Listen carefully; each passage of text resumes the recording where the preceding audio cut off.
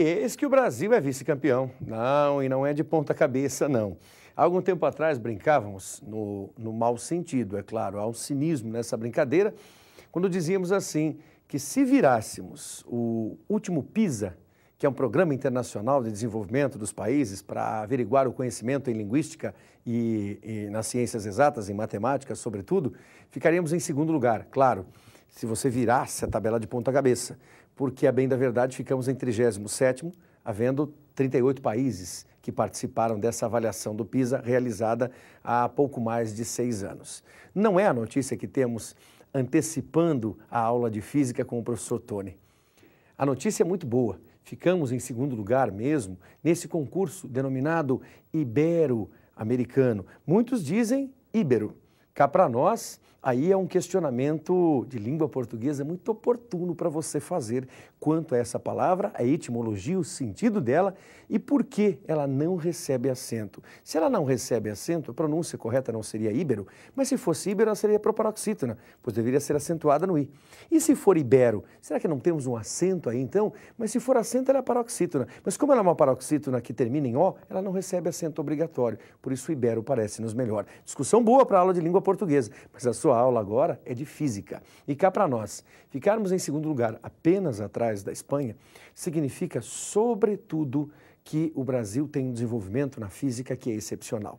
E, aliás, é de longa data, agora falando sério, deixando as brincadeiras de lado e pontuando a física mesmo. A física está presente em qualquer instante da sua existência. Nesse momento que você está assistindo ao programa e no momento seguinte que você vai se deslocar para algum lugar, e no seu dia, no seu amanhecer, ao seu entardecer, ao seu adormecer, houve algum momento ou vários momentos em que a física esteve presente. E é claro que o país se desenvolve há muito tempo nos estudos dos fenômenos físicos. Talvez por isso a faculdade de física seja tão difícil. E uma parcela muito grande daqueles que ingressam no curso de física, daqueles que colhem a aprovação, não consegue terminar o curso porque é um curso dificílimo. De qualquer forma, parabéns aos estudantes, aos docentes e aos discentes que fizeram parte dessa conquista. Medalha de prata, sim, um belo trabalho nesta Olimpíada de Física. E falando em física, professor Tony, dê o seu recado importantíssimo a partir de agora.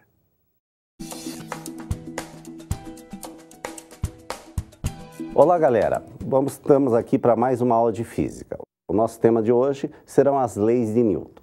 Até esse momento, estudamos os movimentos sem se preocupar qual a causa, o que fez eles entrar em movimento.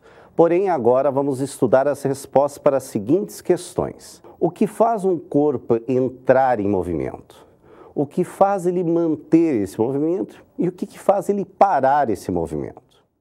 Isaac Newton, em sua mais famosa obra, Os Princípios Matemáticos da Filosofia Natural, de 1686, estabelece os fundamentos do que hoje nós chamamos de mecânica clássica.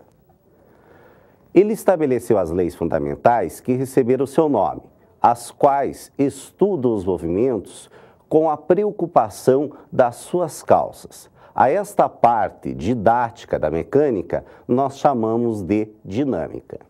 Um dos conceitos fundamentais para compreendermos a dinâmica é o conceito de força, que é o agente físico capaz de modificar o estado de movimento ou de repouso de um corpo ou até mesmo deformá-lo. Esse conceito de movimento e de repouso, a gente estudou lá na primeira aula, ele é relativo, depende do referencial que a gente estiver trabalhando. A unidade no sistema internacional para a força é o quilograma vezes metro por segundo ao quadrado, ou simplesmente o Newton, que é simbolizado por N maiúsculo. Porém, às vezes são utilizadas unidades que são bastante tradicionais, como o CGS, que é utilizada a unidade DINA, que o símbolo dela vai ser o DYN.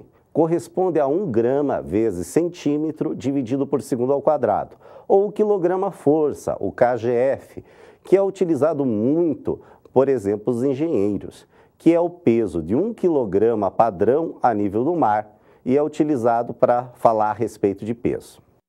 1 kgf é igual a 9,8 newtons. 1 newton é igual a 10 à quinta dina.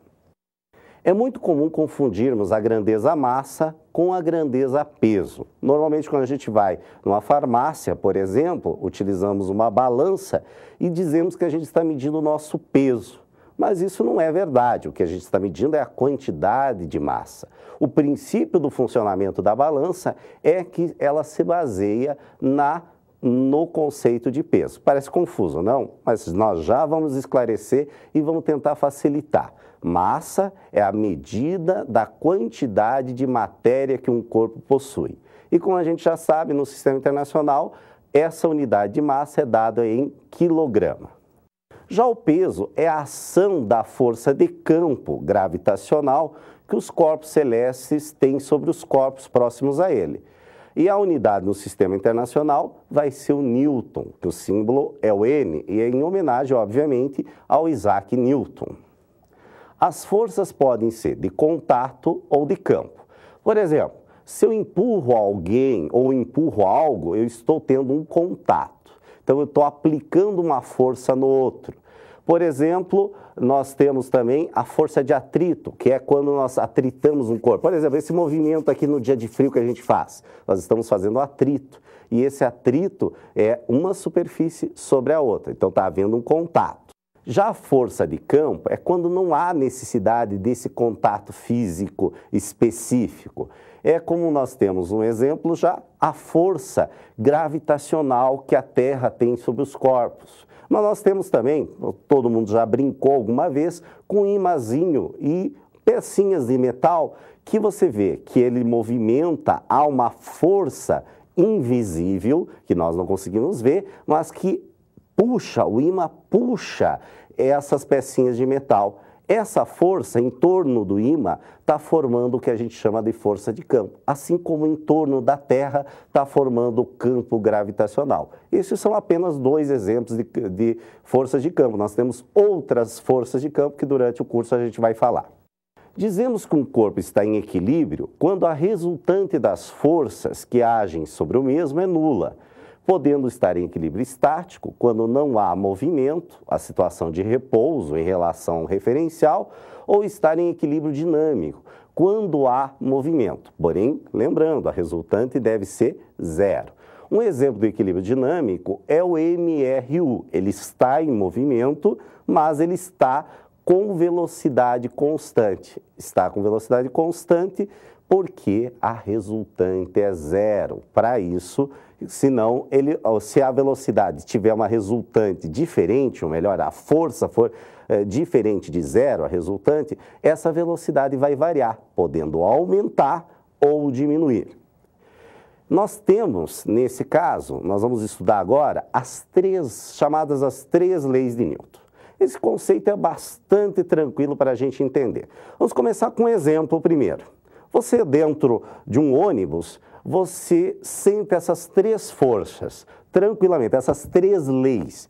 Por exemplo, quando o ônibus, chega ao ônibus, está extremamente cheio, você normalmente não consegue sentar. Dificilmente num ônibus você consegue sentar, né? Você, pela normal, você ir de pé. E às vezes você nem consegue pegar para se segurar. Quando o motorista arranca, ou seja, vai à frente em relação ao ônibus, você normalmente vai para trás. Mas por que isso ocorre? Parece ilógico, né? O ônibus está indo para frente, por que você vai para o fundo do ônibus? Isso é graças a uma propriedade que nós temos na matéria que faz com que os corpos tendam a manter o seu estado. Você tende a manter a posição que você estava no ônibus, mas não consegue. Como você não consegue, porque o ônibus está caminhando à frente, está indo à frente, você vai atrás, porque você tenta manter aquela posição que você tinha. Essa propriedade da inércia vai determinar a primeira lei de Newton, que a primeira lei de Newton diz que nós, todos os corpos, os seres vivos e os outros corpos qualquer, têm a tendência de manter esse seu estado de repouso ou de movimento. Isso exemplifica que quando o ônibus freia, você, de vez de ir para trás, você vai à frente, porque você tende a continuar o movimento. Então, o conceito da primeira lei de Newton, ou lei da inércia, nós temos que um corpo livre da ação de forças permanece em repouso, se já estiver em repouso, ou em movimento retilíneo uniforme, se ele já estiver em movimento. A inércia já havia sido descoberta por Galileu, ou seja, desenvolvida por Galileu. Porém, ela acreditava erroneamente, para que um corpo mantesse o movimento, era necessário a continuidade de aplicação de uma força. E Newton mostrou, pelos seus estudos, que isso não é necessário, que, na verdade, o corpo para não porque parou de aplicar uma força, e sim porque uma outra força no sentido contrário agiu sobre ele, no caso, por exemplo, a força de atrito. Agora, no segundo bloco, a gente vai ver as outras leis de Newton. Até lá!